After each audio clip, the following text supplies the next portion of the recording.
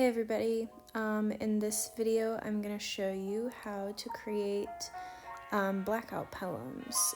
It's a really easy way to use materials that you already have at home, like magazines, newspapers, or maybe an old book.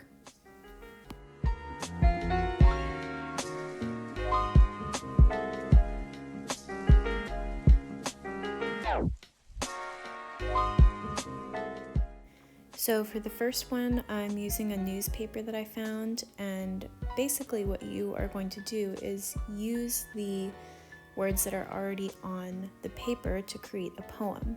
So what I'm doing here is just going through and kind of skimming the words on the paper, and I'm using a pencil to circle or underline words that I like.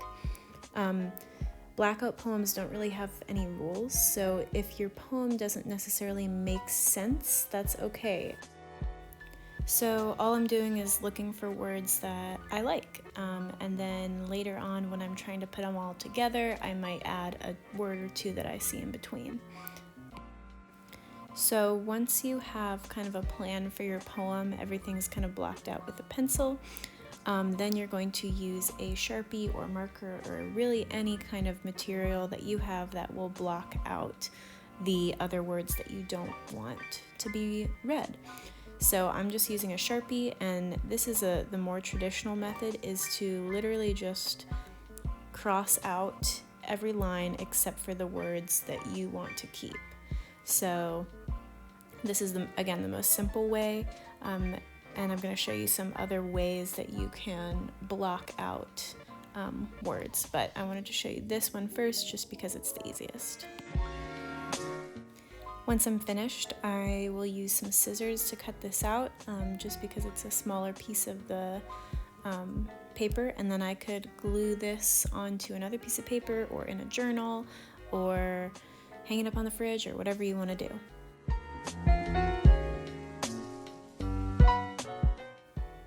So here's my finished poem.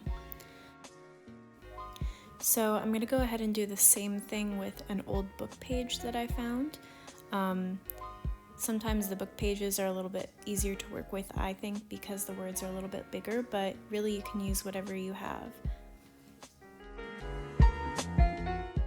So for this one, I'm going to do something a little bit different. After I blocked out or chose my words that I'm going to use for the poem, instead of just blocking out the rest of the words, I'm creating an emphasis on the words that I'm choosing. So one of my favorite methods is to circle the words and then kind of create these little lines that swoop between all of the words and kind of connect them, and also kind of show you the direction or the way that you want your poem to be read.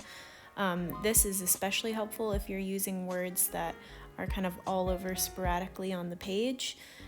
In general, you want to try and keep your poem going from the top to the bottom of the page, but again, there's no rules, so you can kind of create this however you want. So after you emphasize those words, you could go in with whatever materials you have. So I'm using colored pencils to just add some different types of colors on top, and emphasize the poem even more. This is drawing the attention away from all the words in the background, and then will hopefully make that poem stand out more.